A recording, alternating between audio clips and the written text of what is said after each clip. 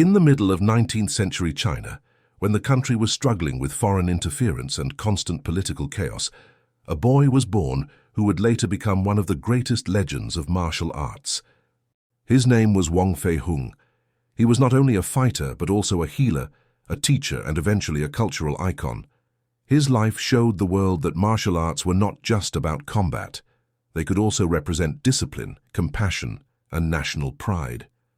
To understand his importance, you need to know what China was going through at the time.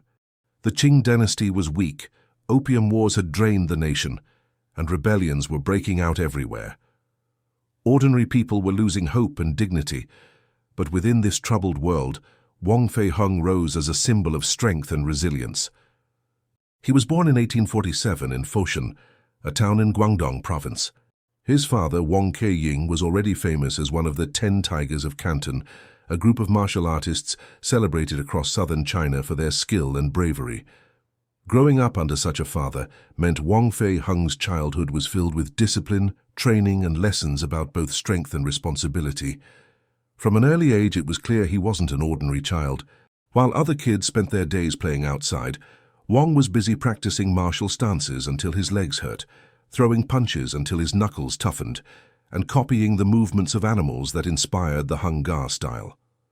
His father's Hungar kung fu was known for powerful stances, strong strikes, and inner discipline, and Wong picked it up quickly. By his teenage years, he wasn't just learning, he was already helping teach and showing skills that amazed even experienced masters.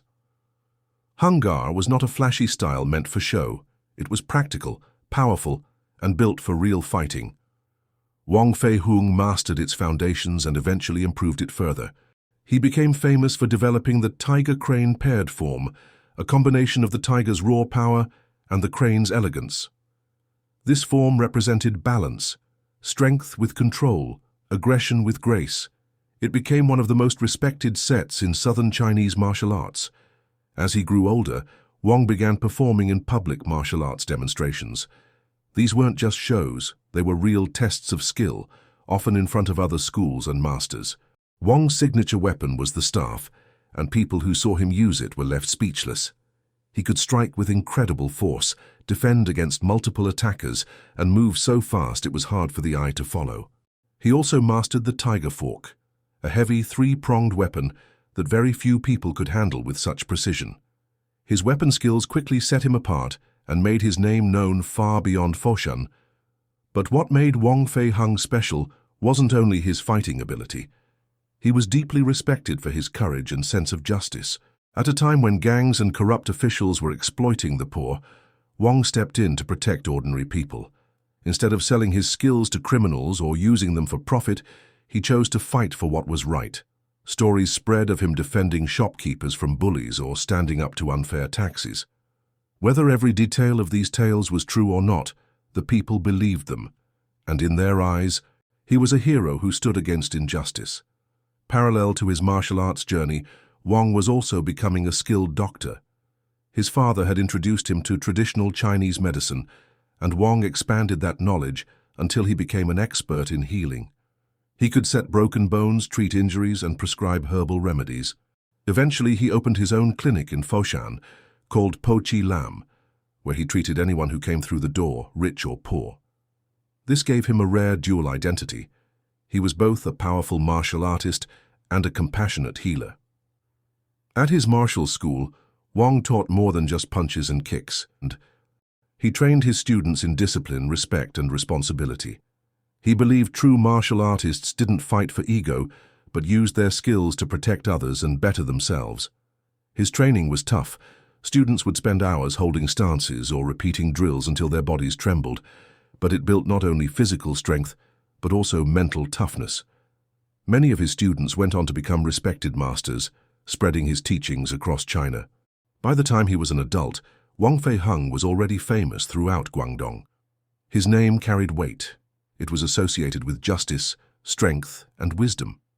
For common people, he wasn't just a martial artist. He was a folk hero who gave them pride during a time when China was struggling. Later in life, Wong also became involved in defending communities during times of conflict. When rebellions and wars broke out, Martial artists often played important roles in protecting towns, and Wong was no exception. His participation in local militias showed his loyalty to the people and his belief that martial arts existed for defense, not personal glory. Of course, his reputation also grew through stories of his fights. Tales of him defeating multiple opponents with nothing but his staff became legendary. People would retell these stories again and again, adding to his myth. While some might have been exaggerated, they captured the truth about Wong's unmatched skill and bravery. One of the most remarkable parts of his legacy is how his life carried into modern cinema. After his death in 1924, his legend only grew stronger. Starting in the 1940s, actor Wong Fei-hung played Wong Fei-hung in more than 70 films, shaping the image of the master for a whole generation. Later, in the 1990s, Jet Li brought Wong to global fame through the Once Upon a Time in China movies, which introduced him to audiences all over the world. Over the years, more than 100 films and TV shows have been made about Wong Fei-hung, making him one of the most portrayed figures in film history. Today, his influence can still be seen. Martial artists across the world continue to practice Hungar forms, including the tiger crane set he developed. His philosophy of balancing strength with compassion lives on in the way martial arts schools teach discipline and respect. His story represents more than fighting. It represents courage, healing, and cultural pride. Wong Fei-hung wasn't just a kung fu master. He was a protector of the weak, a teacher of values, a healer of the sick, and a symbol of resilience during one of the toughest times in China's history. More than a century after his passing, his name still stands tall in the world of martial arts, and his legend continues to inspire millions. As Wong Fei-hung grew older, his name spread far beyond his hometown of Foshan. People no longer saw him as just a neighborhood doctor or kung fu teacher. He had become a figure of honor and strength across southern China. His famous clinic, Po Chi Lam, wasn't only a place where people came for medicine. It was also a training ground where generations of students learned discipline, respect, and martial skills. The building itself stood as a symbol of Wong's belief that real martial arts had to carry both strength and compassion. The times he lived in were full of chaos. The Qing dynasty was crumbling, foreign powers were exploiting the country, and ordinary families were struggling to survive. In such an environment, martial artists often rose as protectors of the community. Wong naturally stepped into this role. He joined local militias when needed, sometimes even leading groups to maintain peace during unrest. For the common people, his very presence gave a sense of safety, as if justice would stand firm wherever he was. One thing that separated Wong from many others was his unshakable morality. While some fighters of the time sold their skills to criminal gangs or corrupt leaders, Wong refused to compromise. He never allowed his martial knowledge to be used for greed or oppression. This stance earned him enemies, but it also gained him the love and respect of ordinary citizens. Stories spread of him as a protector of the weak, someone who would never look away from injustice. Whether every tale was factually true or not didn't matter. What mattered was that people believed in the spirit he represented. At Po Chi Lam, Wong's second identity shone just as brightly, that of a physician. Farmers, merchants, soldiers, and even injured martial artists came to him for help. He was especially admired for his bone-setting skills, which were almost miraculous for the time. Broken bones, which often left people crippled, could be healed under his care. He relied on traditional herbal remedies, acupuncture and massage, combining science with an almost instinctive understanding of the human body. Patients often said his hands not only healed, but carried a sense of kindness and warmth. This combination of healer and fighter carried into his teaching. Wong didn't just drill students in kicks and punches, he drilled values into them. He insisted that training was not just about strength, but about humility and responsibility. His school was strict, long hours of horse stances, endless repetitions of strikes, and discipline in every movement. But Wong constantly reminded his students that power without compassion was dangerous. He wanted them to defend, not dominate. Many of his pupils remembered him not just as a master, but as a mentor who shaped their character. Over time, tales of his courage multiplied. One story describes a gang that tried to extort money from a market, bullying the shopkeepers. Wong stood up to them openly, armed only with his staff. With powerful, controlled strikes, he sent them fleeing and restored peace to the market. Incidents like this, retold countless times, turned him into a living legend. Whether or not every detail was exact didn't matter. The truth was that Wong consistently stood up for what was right. One of his greatest contributions to Kung Fu was refining and spreading the Hungar system, especially the tiger crane form. In this style, the tiger symbolized raw strength and ferocity, while the crane embodied grace and precision. By merging these energies, Wong created a method that was adaptable and balanced, strong yet controlled, fierce yet elegant. It was more than a fighting routine, it was a philosophy of life. Wong's skill with weapons became equally legendary. His staff techniques were unmatched, and opponents often found themselves helpless against his speed and accuracy. He was also a master of the heavy tiger fork, a weapon originally designed to control animals, which he turned into a tool of defense against armed enemies. These abilities added to his image as one of the most complete martial artists of his time. Despite his fame, Wong remained humble. He rarely spoke of his own greatness. To him, martial arts and medicine were ways of serving the people, not paths to glory. This modesty made him even more beloved. He wasn't just a fighter or a doctor, he was a figure of trust. But his journey wasn't without pain. His beloved Po Chi Lam clinic suffered many challenges.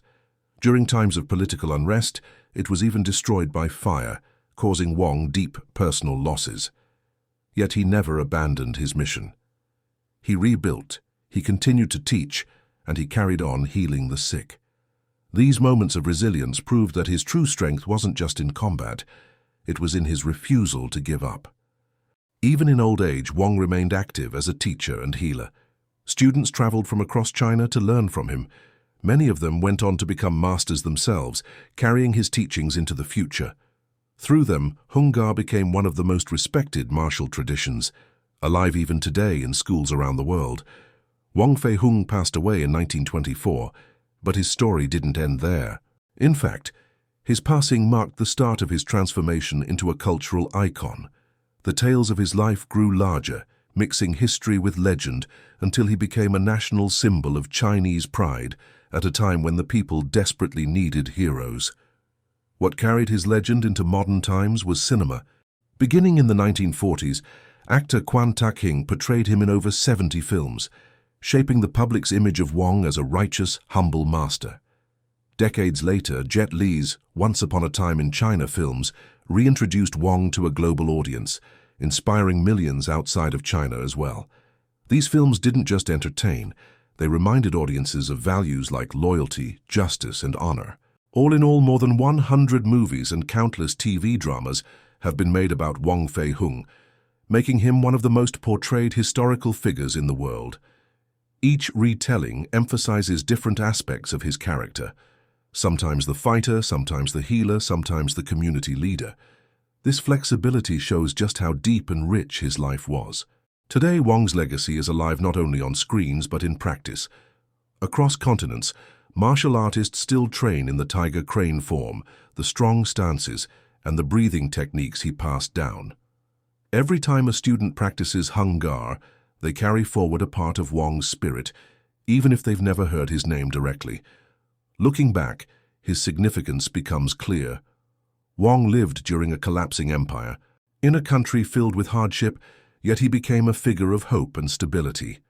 He could have chosen wealth or power, but instead chose service and justice. He fought when needed, healed when needed, and remained humble throughout it all. That is why his legend continues to resonate. For Chinese people, he is a symbol of cultural pride. For martial artists, he is a model of balance between strength and compassion. For global audiences, he is proof that true greatness lies not in violence, but in courage, humility, and kindness. Wong Fei-hung wasn't only a kung fu master, he was a healer, a protector, and a teacher. His life became a bridge between history and legend, and even a century after his passing, his name is spoken with respect. His story reminds us that martial arts at their core are not about fighting, but about building character and serving humanity.